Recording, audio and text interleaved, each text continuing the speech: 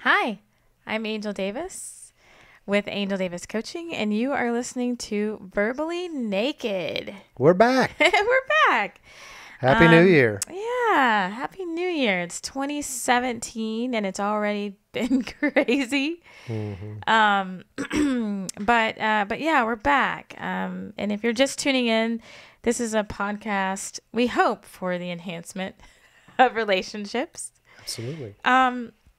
Peter and I, hi, Peter. Hi, how are you? This is my fiance, Peter Hermes. And, we kind of wanted, since it's a new year. It's a brand new day. It's Verbally Naked's actually coming out on a new day. Fridays. Every other Friday. And we are kind of changing the format a little bit. So us being in the beautiful California, particularly Los Angeles, and just kind of he and I are planning our wedding, and we keep getting sort of inundated with questionnaires and all these things about relationships, basically. So we thought it might be kind of fun to look at certain films and talk about these questionnaires that we're running across, in dealing with, do they stack up to the reality of what relationships usually look like? I think it's fair to say that we'll be particularly basing everything from our relationship because, we don't want to generalize and say that every relationship is like ours. But I think there are some overall themes of good relationships that we can talk about. Yes? Yes. Yeah? Are you down? I'm in. So we're basically. You looked a little sketchy there. No, we're basically going to look at the media that we all look at in everyday life, and how writers, Hollywood writers, and magazine writers, and producers, and all of those people portray relationships. What is an ideal relationship? Is there an ideal relationship? Should you compare yourself to what some writer in Hollywood, that's some Nicholas Sparks type person? Should you? Well, there's nothing wrong with Nicholas Sparks. No, but that's should you compare yourself to some characters that he's written? Yeah. Okay. Right. Yeah. Because I think for the most part, I think we all try to be like, oh, that's just whatever. But I think I've certainly been guilty of sometimes running across a questionnaire, waiting in line, and going, oh, I don't know. Do we do that? Is that important? So anyway, this week was Valentine's Day. I don't know if you knew it. We did nothing for Valentine's Day, and it was amazing. It was so great. We loved not falling for all the totally hype. Forgot about it, which is great. Yeah. It was like people take that holiday way too seriously. And they do, and you know what? And if you do, hey, more power to you. Right. I'm not knocking people that it's a really big deal for them. And usually I like a little homemade card or something is fine. But this year, it really was like not on my radar. We were walking home from the gym. And it's like, oh, I did nothing. Great. Let's go have lunch. Yeah, I know. It was really great because, it was like, you know what? Let's go have a Tuesday. You want to? Well, we had forgotten. Brian had to give cards away in her class. Yeah. And I thought it was Wednesday, and so it was just a mess. It was a mess, but we did it. We got her Valentine's cards out, and it was fine. But be it that this was the week of love, so to speak, we took a look at Loving. That's right. The new Hollywood movie about a real life court case, a real life event that happened back in the mid to late 60s. A documentary was made a few years back that I haven't seen, but Angel, you can't stop talking about it. Yeah, I found it fascinating. First of all, it was a story that I just hadn't heard before. I did not, I didn't know it. And this was a couple years back when I saw the documentary, and obviously the boy, I was yet again in another interracial relationship. And so I found the case very compelling. Right. So let's explain just what the historic event was for anybody who isn't familiar with Loving. And then we'll talk specifically about the movie that we saw and reference the documentary, and then bring it all to Bring it on home. Bring it on home. And for those who, again, if you're listening, this is not going to be a giant spoiler alert. We're not trying to be movie critics. This is not what we're. Well, most people know how on. This movie ends. Well, they should, yes, but maybe they don't because they don't know about the case. So why don't you tell us about the case? Well, let's see. Back in the mid-'60s in Virginia, there was a couple, an interracial couple, who decided that they wanted to get married. And so they're from a very small rural community, farmland type, those small towns. And in the state of Virginia at the time, it was illegal. It was a crime to be in an interracial marriage. And so a crime, like literally arrestable. You can be jailed. Yeah. Which they did. They had to go to jail a couple times. Yeah. And so, they decided to go across state lines and went to Washington, D.C. and got married legally. And just for their own peace of mind, I believe. I mean, it wasn't obviously they weren't going to tell a whole lot of people back in Virginia, but they got married and that's all they wanted to do. We want to be married and that's the kind of couple we are. And then they went back to Virginia and just lived their lives. And somebody, and it's never really in the movie. It doesn't tell us who did it. And I honestly can't remember. I just know that somebody tipped the police off that this couple was living together. And the police raided their house in the dead of night for some reason. Literally dragged them out of their own beds. Right. On the charge of being married to each other and put them in jail. Seems absurd. Yeah. And the whole thing is based on biblical scripture. The reason why that law is in place was the races need to be separated. And if God wanted intermingling, he would have made it so. Instead, he separated the races out and all of this nonsense. And so they get arrested and they get out of jail and bailed out. But it goes before a judge, and because it's illegal, apparently Virginia was pretty strict, probably as strict as the South. It's been considered the South. I don't know. The judge said, well, I'm going to put you in jail for like 10 years or something, in prison for 10 years. And they get a lawyer. I think the maximum was 5 years for that offense, and they could do a year. They got a lawyer. Yeah, they got who knew the judge and was like, hey, and so they were given a year. They plea bargained down to either a year in prison, right, or leave the state. Yeah, for 25 years, and you can never come back. Right. And so they decided to leave the state, and they just literally crossed state lines. I believe they just went back and lived in D.C., if I'm not mistaken. Yeah, I'm not sure. They went to the city, and for 5 years they started a family. Right. And they had 3 kids, and then I think their first child they wanted to have his mother deliver. She was a wet nurse, or what do they call that? Well, but. Doesn't matter. They go back. They go back to Virginia and get busted again. Yeah, but that part is really irrelevant because nothing became of that particular arrest. They were able to get off, but right. But the whole point is before they got arrested. The Richard, the man, he bought a piece of land that he wanted to build their house on. Yeah, an acre. Yeah. Now they can't live there anymore, so they always wanted to go back, and so. She what is her name? The character or the real life? Mildred. Mildred writes to Robert F. Kennedy, who is, I believe, the Attorney General at the time. And says, "Here's what's happening to us. Right. Please help." Yeah. And she gets a letter back saying, "Well, I'm going to forward this to the ACLU." And then the ACLU contacts them and says, we think that this is a major case that needs to be addressed in the American society. It's a travesty and a crime that this is a crime. Right. And so the ACLU takes the case and they take it all the way to the Supreme Court. Yeah. And they win. And so in 1967, interracial marriage becomes legal nationwide. It's a federal. It's known as an inherent right. Yes. So that's the story. So that is and there's some other stuff that happens. Well, but that's the actual case. I mean, that's basically what happened. And the law, the name of the law actually escapes me, but it was something that's been that was in place since like 1924 or something. So the Racial Integrity Act of 1924.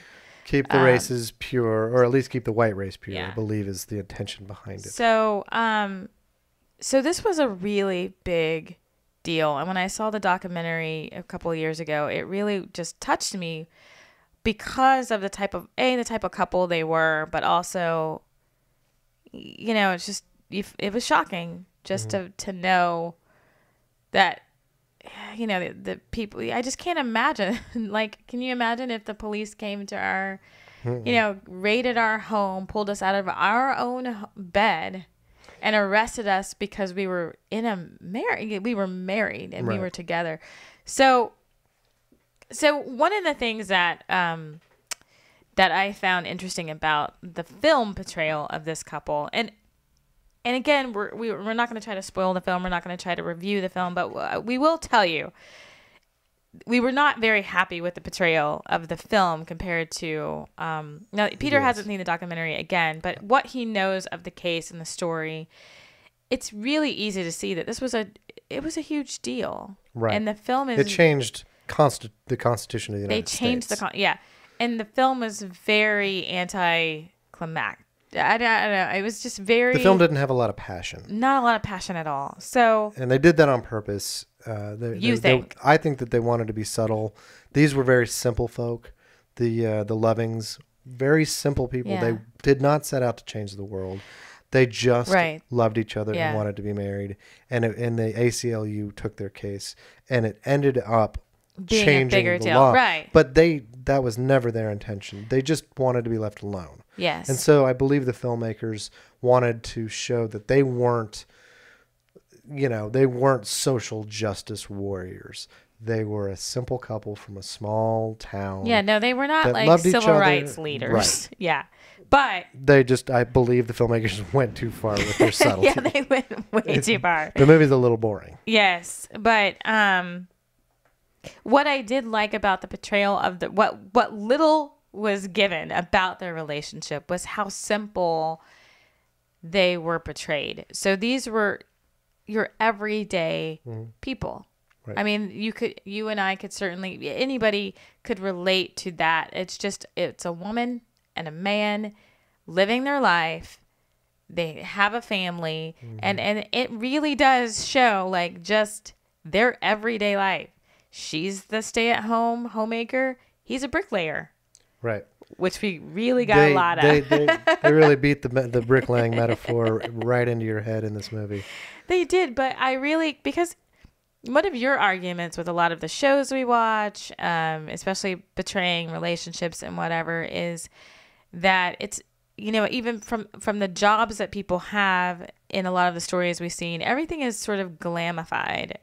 It's a glamorous, even if it's a world that they hate to be in, it's a world that you always argue can't relate to because it's a bunch of rich people that you don't care about. Sure. Yeah. So, I mean, this is not that movie. No, it wasn't. It was, I think it was even though these are people that, again, lived in a rural area, this was a different time period. So it's a time piece, a period piece. But I still think that the way that they related to each other was like, yeah, this is more of what a relationship is. I unfortunately would have loved to have seen a little bit more in how they communicated with each other. Right. I can only imagine once the ACLU got involved, once they start getting interviewed by the media, once their relationship becomes bigger than themselves, I can only imagine there were some conflicts there.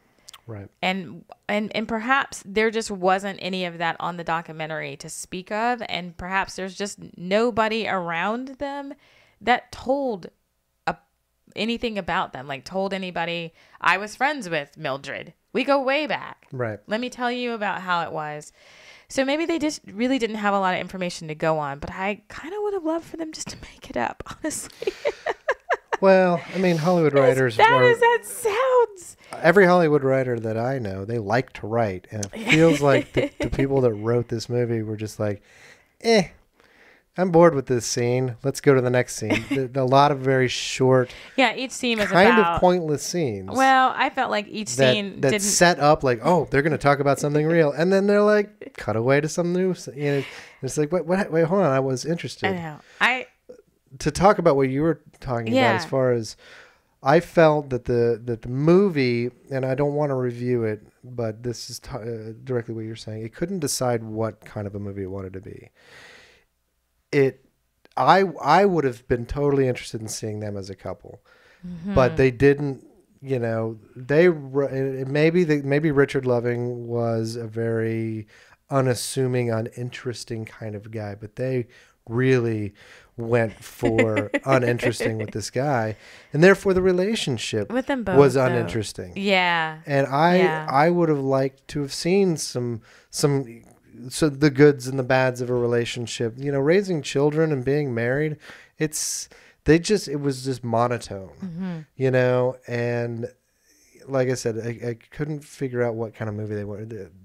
And if they were making a movie about the civil rights aspect of it, they really failed there too, because it was just too subtle. Everything, I agree with you. There were no stakes. It didn't feel like there were any stakes in the relationship. You're reviewing the movie, but there were no stakes in the relationship. There were no stakes in the historical aspect of everything. I agree with you. But they should have chosen. I would have loved to see what their relationship really was like, and if their relationship really was, which is what we saw. Which it couldn't have possibly have been that way based even on... Even boring people, you know, have interesting There was something compelling that kept these two together. Because let's face it, it would have been easier to break up. That's true. Given a choice... It would have been easier to walk away from it because of how much mess was being... They didn't set up in the movie how much they loved each other. I didn't feel a lot of love between them. Not that I felt like they shouldn't be together, but given like you have to leave for 25 years or go to prison or break up, it was just like there are no stakes here. Yeah. I mean, you might as well break up. I don't feel anything between you guys. Which again tells you, whether they wrote it or not, tells you that there obviously was a lot of love there. And I mean, the story, his last name was Loving. I mean, you just can't, I can't get over that. I just think it's just beautiful that they were the ones chosen for this historical moment. But if you ever look at photos of them, I mean, these are two people that you go, how did these two meet? Like, how did this courtship happen? And you get none of that. You don't know why. You don't. Right. And I'm not really sure. Again, it's been a while since I've seen the documentary, so I'm not really sure if they covered that in the documentary. I'd like to think so, because I became really enthralled into the relationship. Well, the movie starts and they're already in a relationship. But going back to us talking about the fact that we wanted to see more about the relationship because it would have been easier for them to break up. So, you know, have you ever dated somebody that you felt like you couldn't take home to your parents, or there was something there that you felt like, you know, I can't be with this person because of X, and the X was some outside influence that you couldn't set aside? It was that outside influence is more important because of what I thought my parents would think. Yeah, if it's your parents or No. Yeah, me either. I can't think of, because I'm not that kind of person though that cares a whole lot about what people think about the decisions that I make in my life. That's their problem, not mine. Okay. I mean, I understand. Moving on. No, I understand. I was going to say that I've known a couple people that have approached me because for whatever reason they think it's great that I'm in an interracial relationship. And they'll give me like the story of, you know, I once dated a insert race here, and I really, really liked them, and it was a really good thing, but you know, I couldn't take them home to my parents, or it wouldn't have boded, it wouldn't have gone over well with my family and that kind of thing. And I always was like, I mean, I guess it's easy for me to say because my parents never really, their main concern was the quality of person we brought home. They were less concerned on what that person looked like. Mm-hmm. Mm-hmm. I've certainly dated, and I have not dated very much. And that's the God's honest truth. But the few that I've had, I've been in interracial relationships before. And I remember my dad kind of asked me, is this a preference for you? Or because he was just like, are you opposed to like, dating someone an African American or whatever? And I said, well, no, it's just I date who I know because I'm a chicken. I got stranger danger. And I refuse to go out with somebody I don't know. And at the time in my whole life, I've kind of been a creative, and the districts we lived in and whatever, they were predominantly Caucasian. And so people that were in my inner circle doing what I did, whether it's theater or whatever, that's, that it just so happened there wasn't a lot of other races there for me to even consider. So, but either way, it really doesn't matter what your preference is to me, honestly. If people have a preference, I don't care. Mm-hmm. I think mostly it's just about, do you have the kind of love that you're willing to move and say, I'm not going to go to jail. I'm not going to give this person up. Right. I'm willing to, if this happens to change history, then so be it. But I will not leave. This person means too much to me. Because in the end... Well, nowadays, nobody's faced with those kinds of stakes. Whoa. What do you mean by that?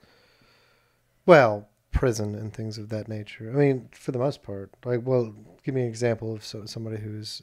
been imprisoned for whose relationship is going to cause them the loss of liberty and freedom. Well, I think that can be argued. Okay. I mean, there are laws now in place to sort of protect people from that, but I mean, that depends on where you are. I mean, I think there are definitely places where your relationship being out and loud and in people's faces, well, certainly harm can come to you over it. Okay, fair enough. Okay. I was talking about from the government. Yeah, I understand what you're saying. I understand what you're saying, that yes, legally, technically, no, you cannot be jailed for the type of relationship. But there's certainly discrimination against. But there's persecution. Yes. You're still going to be persecuted. That's not what I'm arguing. Okay. All right. That's why I was like, whoa. No. We are not there yet. That's clear. I mean, in fact, I'm a little nervous that our relationship that they might change this law that allows for interracial relationships right now. Well, just really quick, going back to the film, you talk so much about the documentary, and I never got a chance to see it, and you just hyped it up so much. I'm sorry. No. It was good. I really want to see it. Yeah. And then, the second best thing, I'll get to see the movie, and there was one line from the documentary that you kept that I repeating. held on to. Yeah. And then they say that same line in the movie, and basically in the story in the movie, the loving couple, the ACLU gets the case in front of the Supreme Court. Yeah. Which is none of this is spoiler alerts for you guys, because this is actually what happened. Yeah. So and so the lawyers say, well, we got your case to go to the Supreme Court. Yeah. Do you guys want to come? You were more than welcome to be there. You don't have to talk or anything. You don't have to. We're the lawyers. We'll do the talking. But it's a great honor to even sit in the audience, and this is your case. And they say, no, we're not interested. Or at least Richard does. And then, what's her name again? Mildred. Sorry. Mildred says, well, I'm not going if he's not going. And so, and he's like, excuse me. And he walks out onto the front porch, and one of the lawyers goes out and says, are you sure? This is the Supreme Court. And he's like, I'm not, whatever. I'm not interested. He said, is there anything that you would like me to say on your behalf, if you're not going to be there, would you like me to say something to the Supreme Court justices? And he says yes, which kind of surprises the lawyer because he's a very soft-spoken guy. Yeah, he's very. He is not. He's not an extrovert. Not at all. He barely talks. He mumbles. But anyway, he says yes. There's something I want you to tell them. Yeah. And he says, what is it? And he says, tell the judge, I love my wife. Yeah. And that is the line that, Angel took away from the documentary that boils it down. So he didn't say, I love my black wife. She didn't love her white husband. Right. Just tell the judge I love my wife. Yeah. Why is this a thing? Why is this a thing? Because, and again, the movie, in our opinion, to me, that was everything. I mean, again, the documentary I saw 2 years ago, and I've never forgotten that line. Right. Because that's a good line. It just stuck with me. They didn't do well with it in the movie. They just threw it away, but it's a great line. Because it really brought home that all they cared about, it's just they wanted to be married and be left alone. Right. They weren't trying to do anything. They weren't trying to shove their relationship into people's faces who disagreed with it.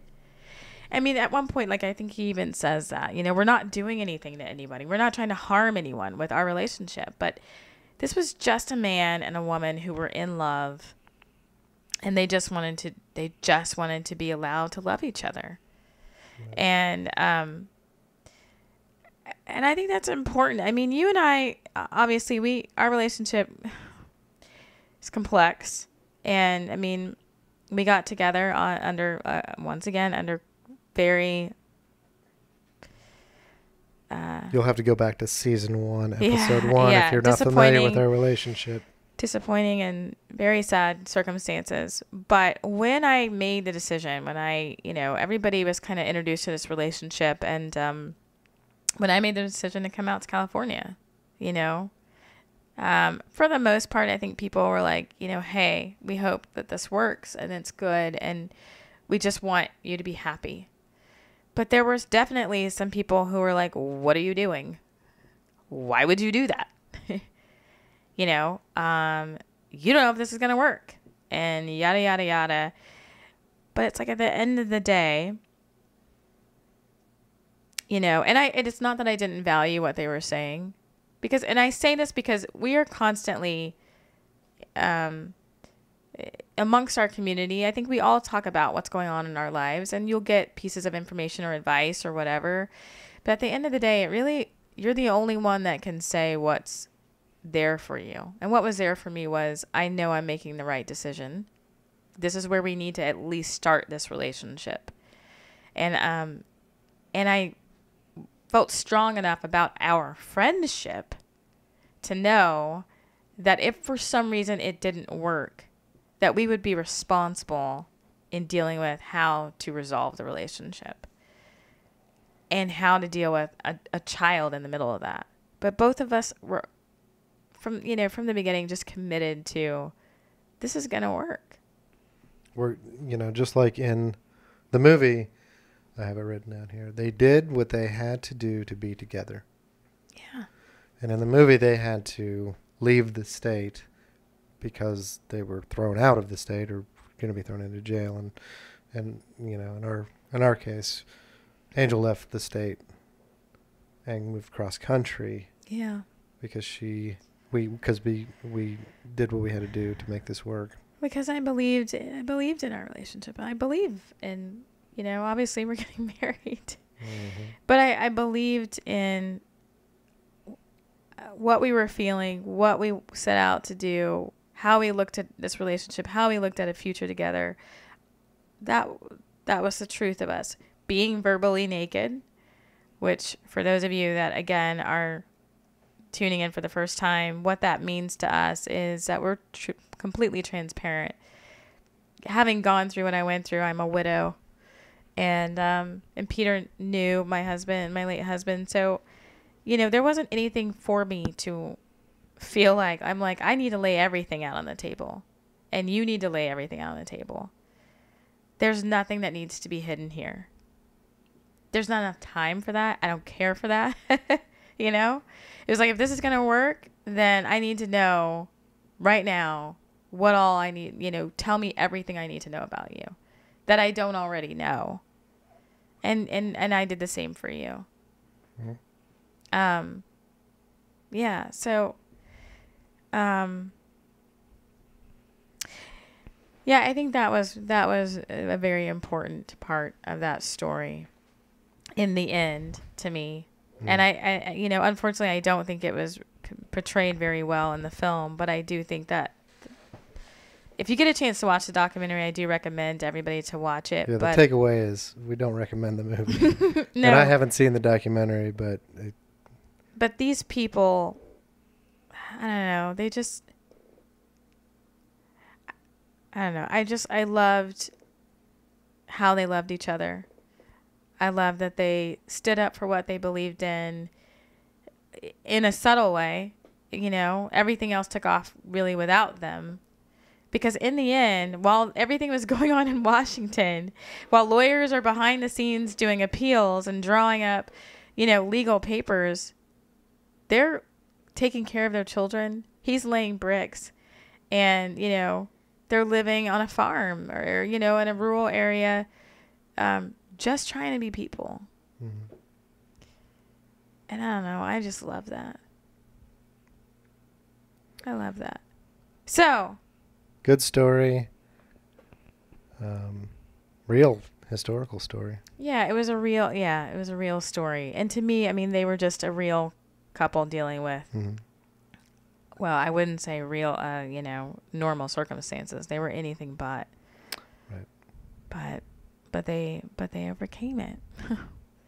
And now, I mean, who knows? But well, we get to have our relationship now. I'm pretty sure, and this is, you know, we're going to wrap this up, but I'm pretty sure that this case laid the groundwork for the legalization of same-sex marriages. Because what came out of this case was that they said that marriage is an inherent right. An inherent right. Yeah. And I believe that, was it in 2008 or 9 when they took same-sex marriage to the Supreme Court? I believe that they used that language. I believe that they referenced this case. And they might have. I could be wrong. Don't quote me on that. They might have. I don't know. I'm not sure of the entirety of the speech, if that was ever defined or if it literally was left with just the blanket marriage period is an inherent right. Mm-hmm. But certainly, because you and I argue about, you're like, well, it would have eventually changed because people would have, you know, evolved and whatever. And maybe that's true. Maybe we would eventually still have had interracial relationships without, or being legal without the loving couple. But how long would we have had to wait for that to come about? I mean, you just referenced same-sex marriage. I mean, like how long 40, is, like, forever? 40, 50 years later. I mean, this law, the law of the Loving case that we just talked about, it took 43 years from the time that they actually produced a law. Now, we know from slavery time it was never really technically allowed to, you don't intermingle, but it took 43 years for them to actually abolish this law that got put in place in 1924. So that's a really long time. Yeah. But we're here. That's right. And we're not going back. We're not going back. As a society, we what? don't go backwards. No. Or at least we better not. And I should argue that not every state had this law, but obviously because they could get married in D.C. But so if that happens, hopefully if they roll back the law, babe, hopefully there'll be some states that still do. I'm willing to move for you again. I'm willing to move for you, but they will never. That's not even a concern. So, next week, and I hope this is okay with. Oh yeah, sorry. Every other week. Every other week. And we are officially in season 2. This is seasonal.